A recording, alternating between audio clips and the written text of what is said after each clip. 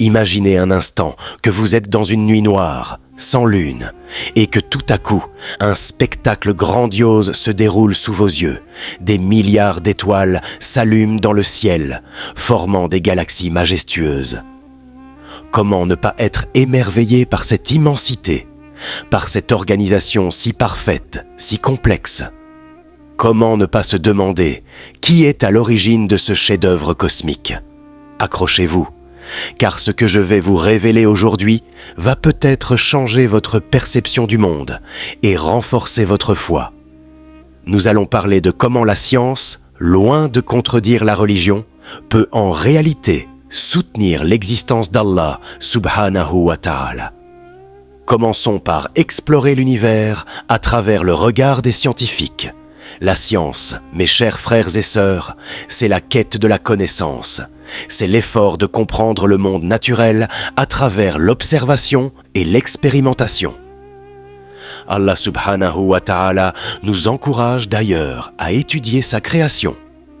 Comme il est dit dans le Coran, dans la sourate Al-Imran, au verset 189 et 190, je cite « En vérité, dans la création des cieux et de la terre, et dans l'alternance de la nuit et du jour, il y a certes des signes pour les doués d'intelligence. » Allah subhanahu wa ta'ala nous invite à réfléchir, à observer, à utiliser notre raison pour découvrir les signes de sa grandeur.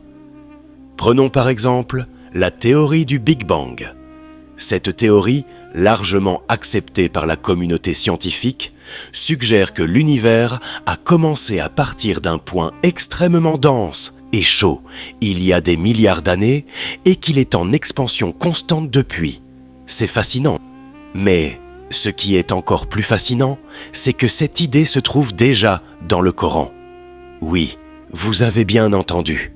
Dans la sourate Al-Anbiya, au verset 30, Allah subhanahu wa ta'ala dit « Ceux qui ont mécru, n'ont-ils pas vu que les cieux et la terre formaient une masse compacte? Ensuite, nous les avons séparés. » Et dans la sourate Adh-Dhariyah, au verset 47, il dit « Le ciel, nous l'avons construit par notre puissance, et nous l'étendons constamment dans l'immensité. » Voyez-vous comment la science moderne fait écho à ce qui a été révélé il y a plus de 1400 ans? Incroyable, n'est-ce pas? Maintenant, pensez à la loi de cause à effet. Chaque effet que nous observons dans le monde matériel a une cause. C'est une loi fondamentale de la science. Si vous voyez une chaise, vous savez qu'un menuisier l'a fabriquée. Si vous voyez une voiture, vous savez qu'elle a été construite dans une usine.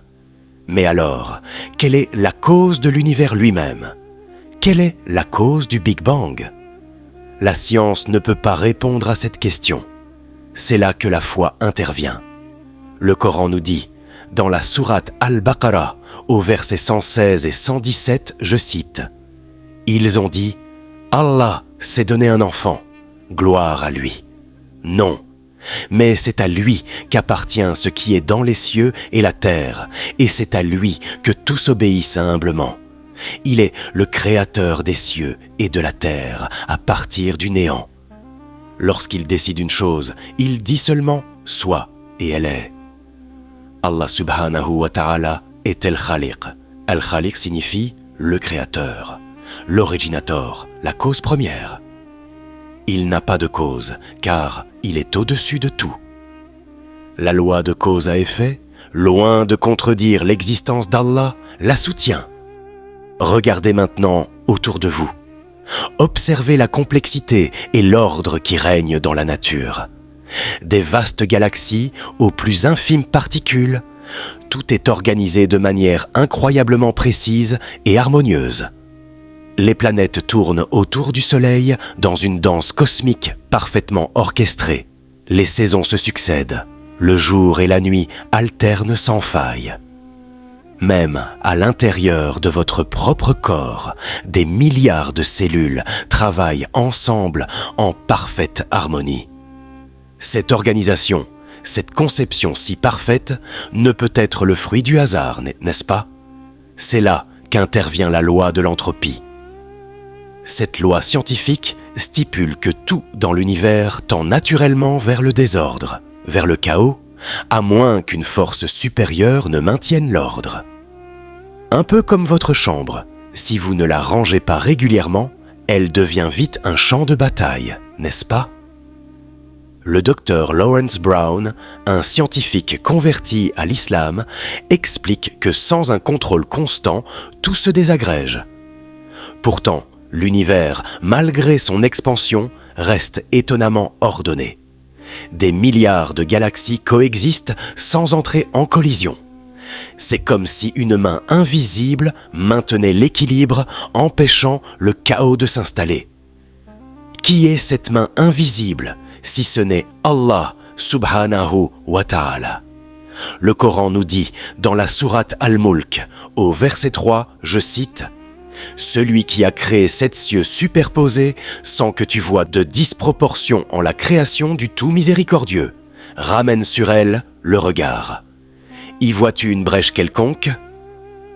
Et dans la sourate Al-Baqarah, au verset 164, Allah subhanahu wa ta'ala nous interpelle, je cite, « Certes, dans la création des cieux et de la terre, dans l'alternance de la nuit et du jour, dans les navires qui voguent en mer chargés de profit pour les gens, dans l'eau qu'Allah fait descendre du ciel, par laquelle il rend la vie à la terre une fois morte et y répand des bêtes de toute espèce, dans la variation des vents et dans les nuages soumis entre le ciel et la terre.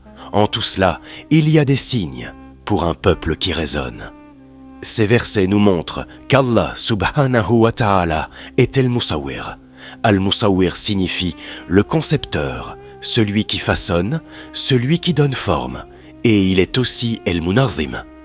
Al-Munazim, c'est l'organisateur, celui qui organise, celui qui ordonne toute chose, celui qui a créé l'univers avec une précision et une organisation parfaite. Et que dire de la vie elle-même? D'où vient la vie? La loi de la biogenèse, un autre principe scientifique fondamental, stipule que la vie ne peut provenir que de la vie. Une cellule vivante ne peut naître que d'une autre cellule vivante. Les scientifiques n'ont jamais réussi à créer la vie à partir de matière inerte, malgré des décennies de recherche. Cela nous amène à une question cruciale. Qui a donné la vie à la première cellule vivante? Qui a insufflé la vie dans cette matière inerte? Le Coran nous donne la réponse. Allah subhanahu wa ta'ala est Al-Hayy. Al-Hayy signifie le vivant, l'éternellement vivant, la source de toute vie. Dans la sourate Al-Furqan, au verset 58, Allah subhanahu wa ta'ala dit, je cite, « Et place ta confiance en le vivant qui ne meurt jamais, et par sa louange, glorifie-le. » Et dans la sourate Al-Baqarah, au verset 28, il nous questionne, je cite, « Comment pouvez-vous renier Allah alors qu'il vous a donné la vie quand vous en étiez privé? Puis il vous fera mourir.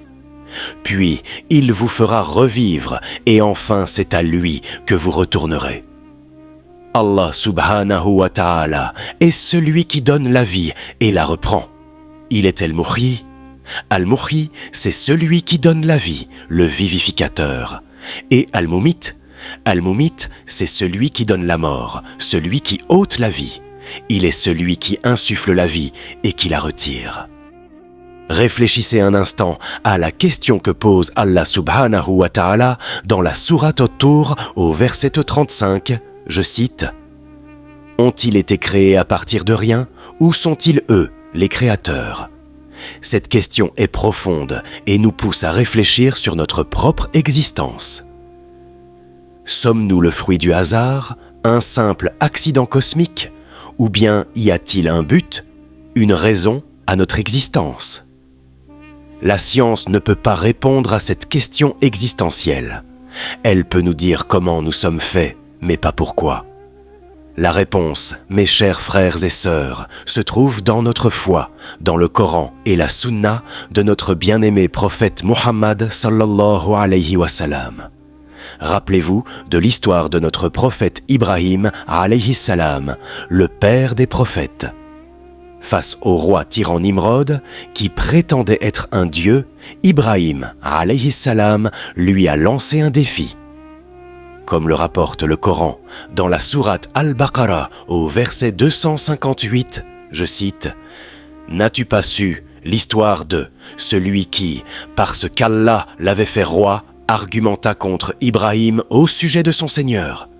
Ibrahim ayant dit « J'ai pour Seigneur celui qui donne la vie et la mort. » « Moi aussi, dit l'autre, je donne la vie et la mort. » Alors Ibrahim dit « Puisqu'Allah fait venir le soleil du levant, fais-le donc venir du couchant. » Le mécréant resta alors confondu.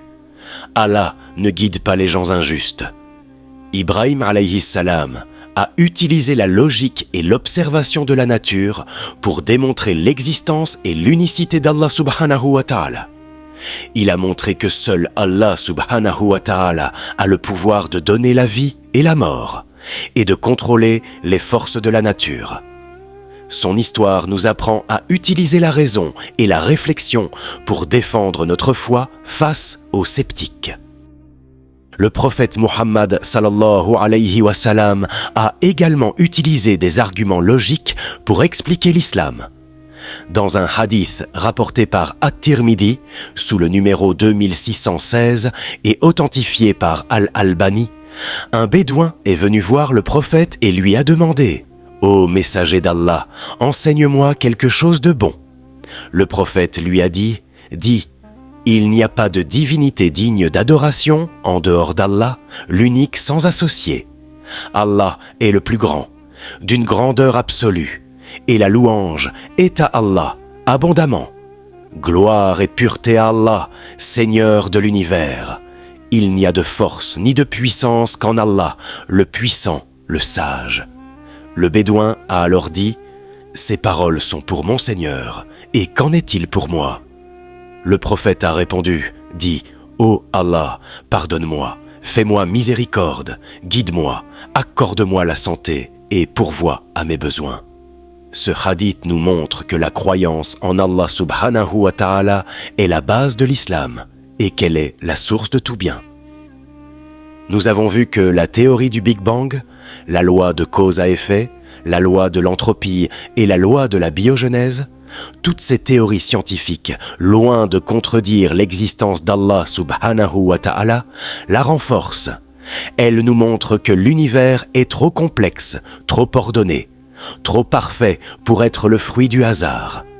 Elles nous montrent qu'il y a une force supérieure, un créateur, un organisateur derrière tout cela. Cette force, ce créateur, c'est Allah subhanahu wa ta'ala. La science et la foi ne sont pas en opposition, mais en harmonie. La science nous permet de comprendre le comment de la création, tandis que la foi nous révèle le pourquoi. La science est un outil pour explorer les merveilles de la création d'Allah subhanahu wa ta'ala. Et plus nous explorons, plus nous découvrons de signes de sa grandeur et de sa puissance.